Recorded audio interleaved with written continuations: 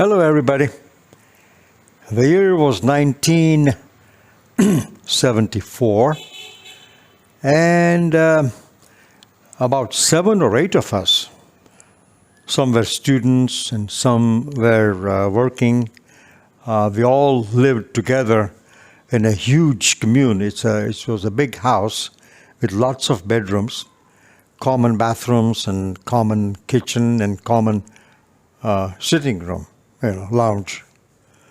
We were quite a bunch. We were 3 from India, 3 from Pakistan, 1 from New York, 1 from Boston, 1 from China. I think she was a second generation Chinese. And there was this barber, I don't know where he was from, and he was gay. We were all straight except him. He was gay. And we had a great time. Everybody had different hours, working and going to school, and whoever had time would congregate in the lounge and have a good time. I had my stereo out, and we used to put records and cassettes from all over, and we used to really have a ball. A couple of very interesting characters we had. The most interesting was Ghulam Mustafa. Now, he was from Pakistan, and he came to San Francisco via Dubai. Came as a student. And we used to have a great time together. He was quite a talker. He would have a cigarette like this and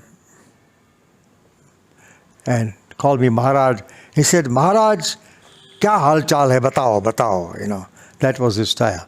He would sit, with crossed legs, and he had a nice little white cap, and he had mustache, no beard, sparkling eyes, very smart, very talkative, very versatile.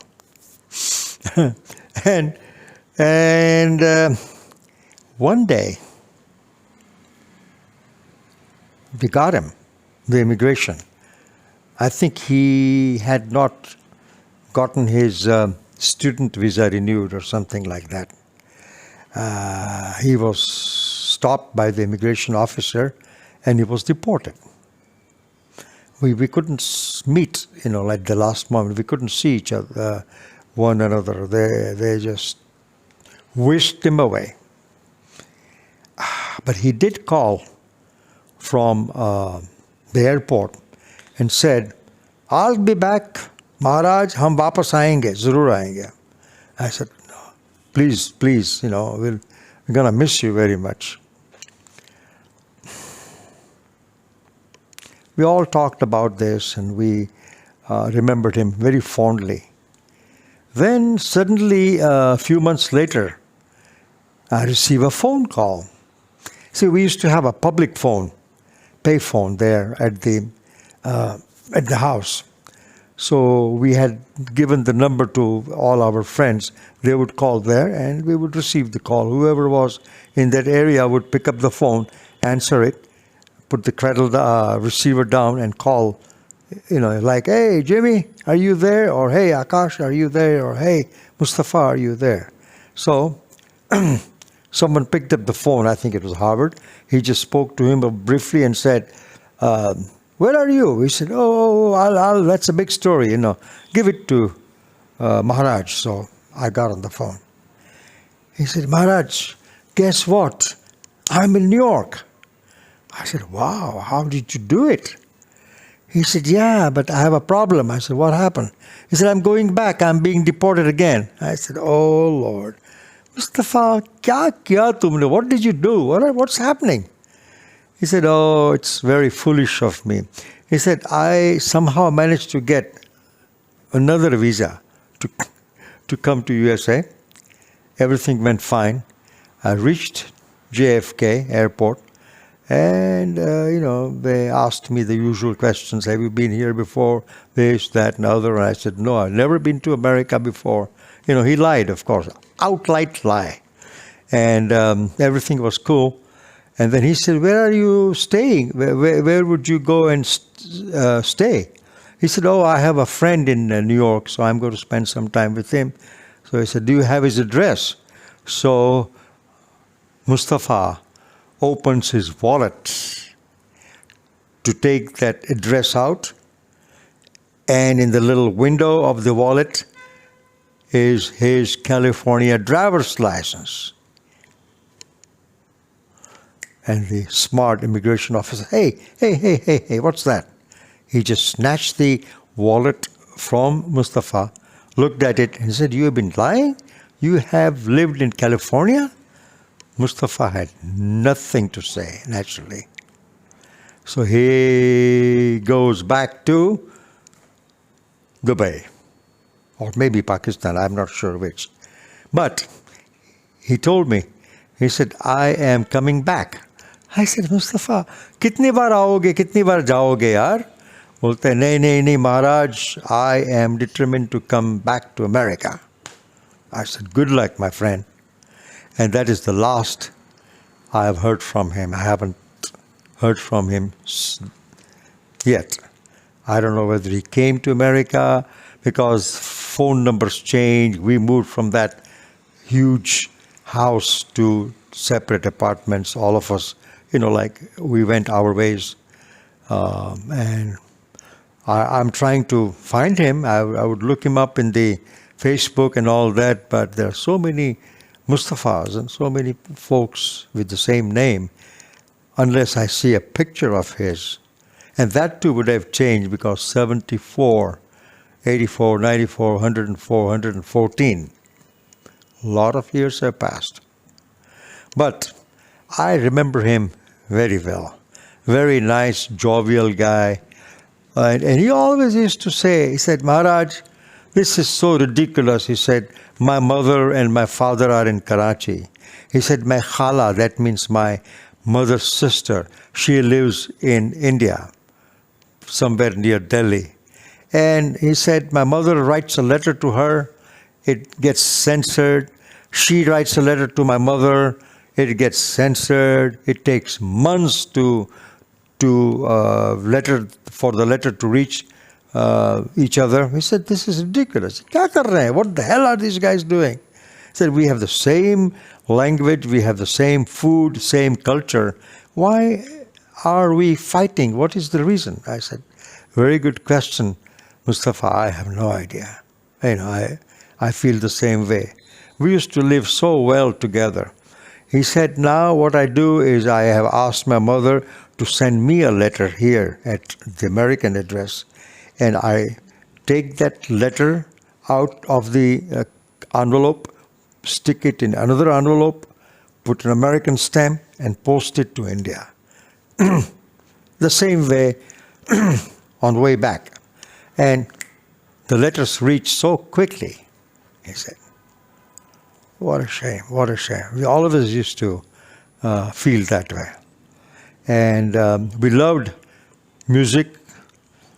All of us used to listen to ghazals, and Jagjit Singh wasn't popular then. I don't think I'd even heard of him.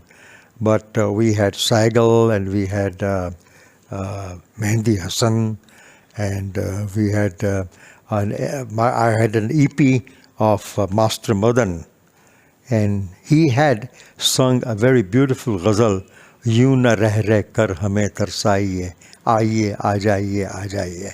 And Mustafa loved that ghazal. He always said, Maharaj, wo bajao. Yun na reh reh kar hame tarsaiye, aiye aa jaiye. A 12 or 13-year-old boy singing so maturely, such beautiful notes would come out of his throat. then the next share was, मेरी दुनिया मुंतज़िर है आपकी, मेरी दुनिया मुंतज़िर है आपकी, हो अपनी दुनिया छोड़ कर आ जाइए, अपनी दुनिया छोड़ कर आ जाइए, आइए आ जाइए, आ जाइए। मुस्तफ़ा यूसुफ से महाराज वो जब कहते हैं ना कि आइए आ जाइए, आ जाइए, आय हाय हाय हाय हाय, पहुँच जाएं, लगता है पहुँच जाए। और मेरी दुनिया मुंतज़िर है आपकी, मुंतज़िर मीन्स इन वेटिंग, इंतज़ार करती है। My world is waiting for you, you leave your world and come to me. So he was quite a connoisseur of words and notes. We used to have a great time together. There was another guy, Mia. He was serious. He wasn't like Mustafa. He would be serious and he would sit down and talk less and just listen. But he had one passion, women. He had a restaurant, and at night, late in the evening, when there were one or two customers left, especially when there were women, he would invite them. He said, come on over, and he would wine them and dine them, and then said, come on over, I'm a bachelor, and come to my pad. Some of them did, I mean, you know how America is. It's a free country, and a lot of folks won't mind one night stand. So he would call from the restaurant and said, Thakur हम आ रहे हैं भाई, आप ज़रा इधर उधर हो जाना. So we will all, okay, ठीक है मियाँ हम करेंगे. So we would get into our rooms and give him a free, path to go to his room with his friend. One night, we were all sitting and listening to good music, and he called, and he said, please. So we all said, nah, we are not going anyplace. It was nice and cool that evening, it was kind of, all the windows were closed, and we were all, wrapped up in our blankets and jackets and sitting and listening to some music. We had no television in the house. Isn't that amazing? And nobody really wanted to go and get into the room, so we just sat there, And he came, and with him was one of the most beautiful women we had ever seen. Tall, good-looking, sexy, We all said, yeah, ye Mia to aaj lucky hai, kya ladki hai, We all were talking about it. And he just gives us a real dirty look. Why the hell are you all here? And he just whisked her away to his room, slammed the door shut. And we were all, imagining different things in our minds and talking and listening to music. And suddenly the door flings open and he, wrapped up in a towel, Mia comes out. He said, damn it, she's a he. We just looked at him and we didn't understand what the heck he was talking about. He says, what? He said, you don't understand, she's a he. And we just cracked up, all of us. We said, oh no, really? Oh. And you should have seen he was red. Embarrassment, anger, everything. I mean, he was frustration. Man, you should have seen him. He was in bad shape. And then this, I don't know what to call him or her, with his high heels, and she just walks out nonchalantly, goodbye, and walks away. That was one scene none of us, especially Mia, none of us will ever forget.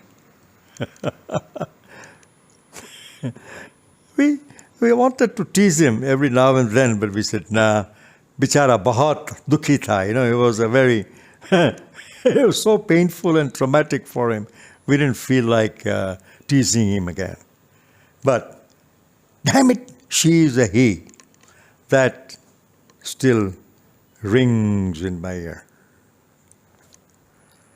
So, those were the days.